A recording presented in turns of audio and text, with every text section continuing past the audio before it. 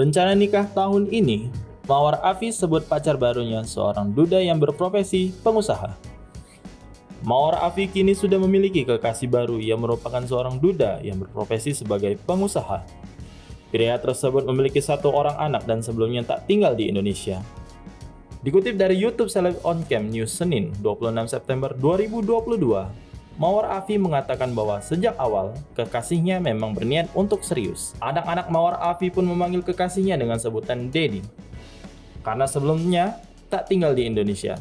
Mawar Afi dan anak-anaknya melakukan pendekatan melalui telepon. Ia mengatakan bahwa pria tersebut baik dan dapat menjadi panutan bagi anak-anaknya.